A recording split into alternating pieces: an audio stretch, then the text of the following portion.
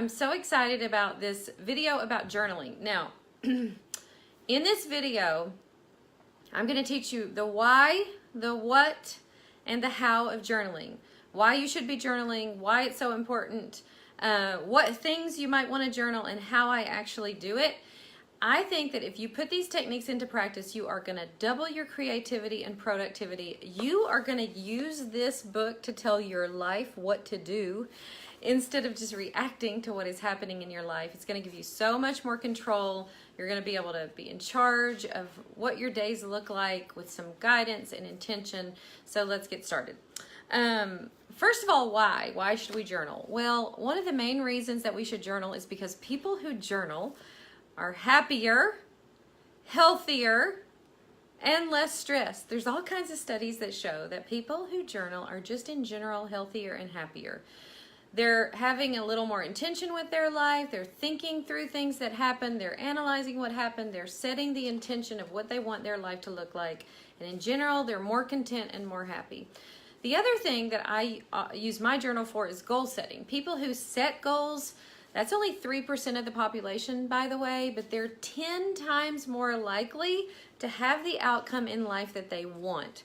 So if you haven't been a goal setter or a planner, I hope that this video will change your mind and give you a doable way to keep track of the things in your life, to tell your life what you want it to look like instead of just reacting to the way that it is. So journaling is really important. Now, I do a version of journaling called bullet journaling, but I don't do it like everybody else on the internet. I have my own kind of relaxed way to do it. That's the method that I'm going to teach you. It's a great way this is not like there are all kinds of ways to journal. This is not like a daily, here's what I ate for breakfast, here's how I'm thinking, it's not that kind of journal. It's more a journal about your goals and your plans and your dreams. It gives you a way to download or brain dump all the things that are in your head so that you can feel clear and organized in your life. So that's what we use it for. We do some things that are daily, but for the most part, this is sort of a planning, goal-setting journal.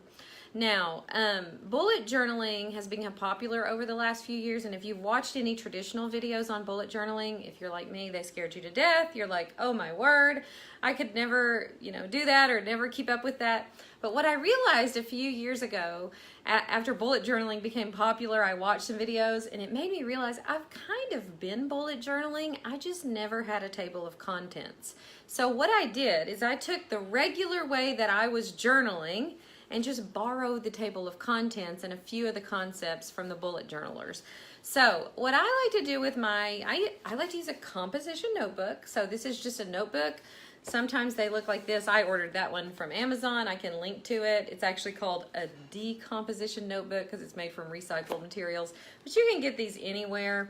I use a composition notebook, and I fill up, I don't know, 3 or 4 composition notebooks a year.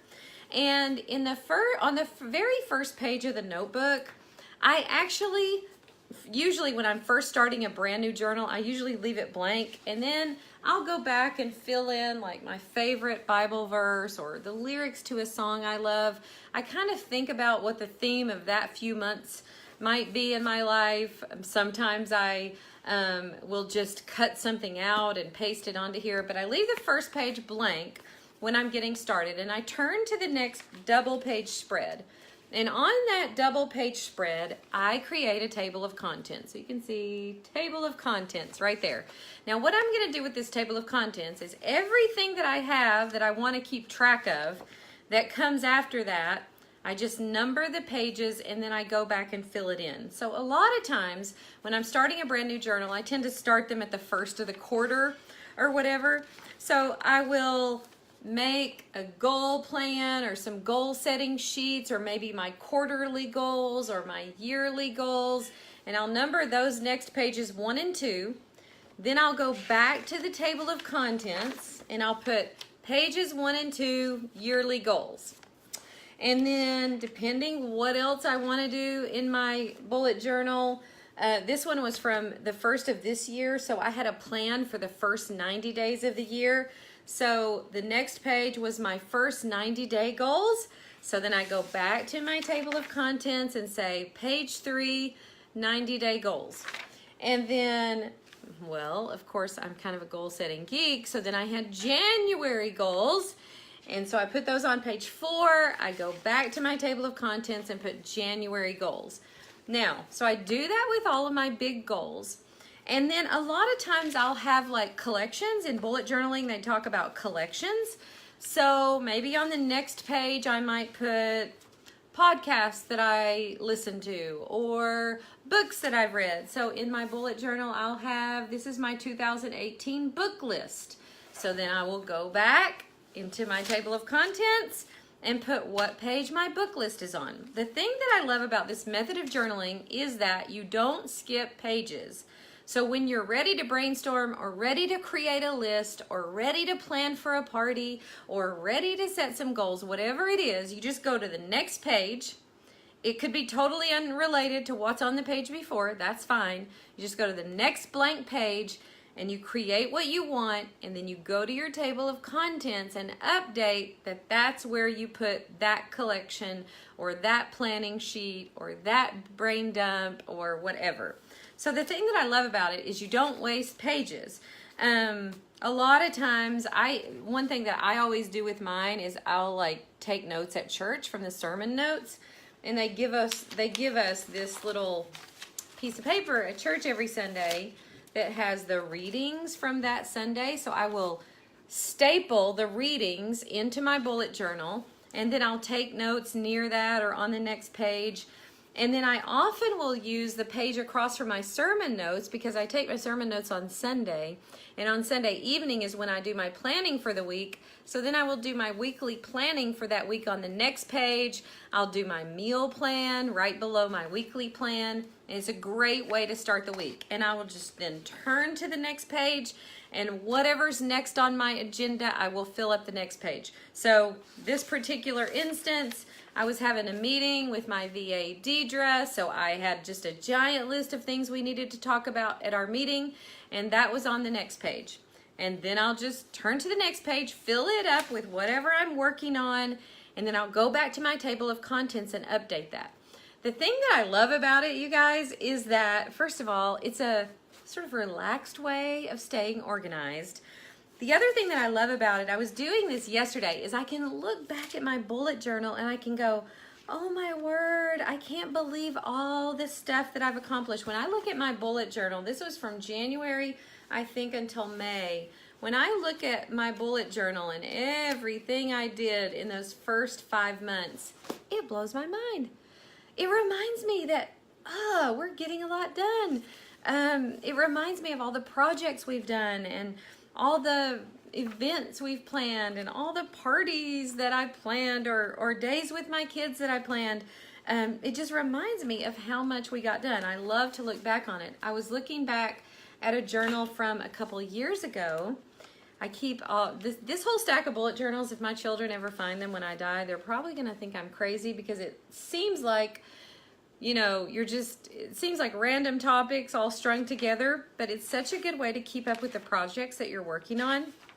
So I was looking back through this, and I came across this fun thing. So this was like a 2-page spread that I made a few years ago, basically outlining my online business and how the pieces and parts of it work together.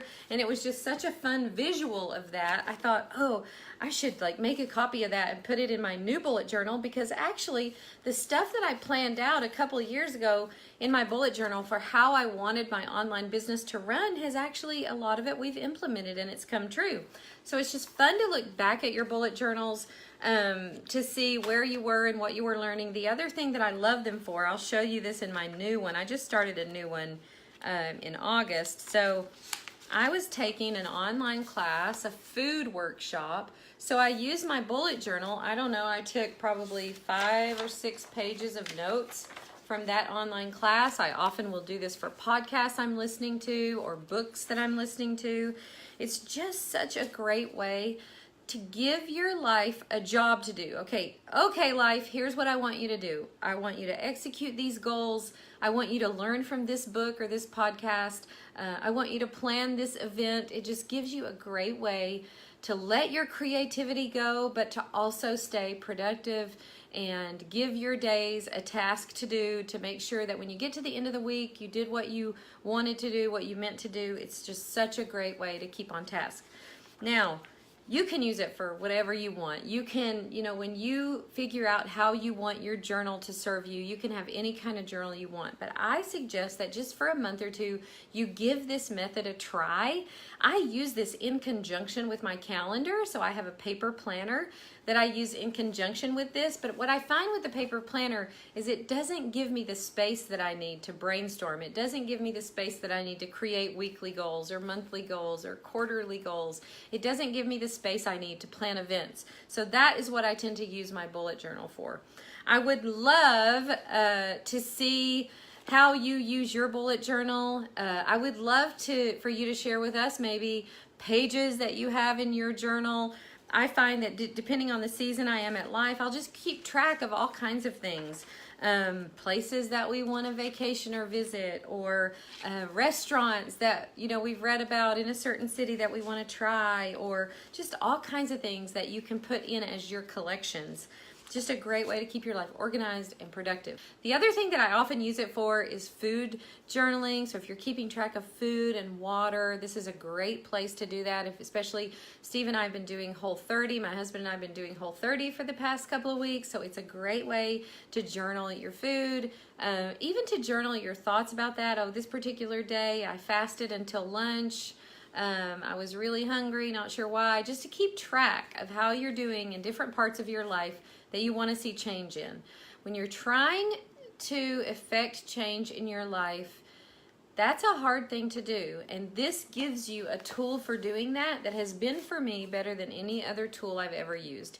And it's completely free for the price, for 50 cents, the price of a composition notebook, and just some tools and skills that you can develop around journaling your life. So I hope you enjoyed this video. I would love to see a page from your bullet journal in the comments below. We also are going to post a little graphic this weekend where you can show us either the front or the inside of your bullet journal, but I would love to know how you are using it or plan to use it as part of the challenge. So, hope you enjoyed that video. I can't wait to see your bullet journal.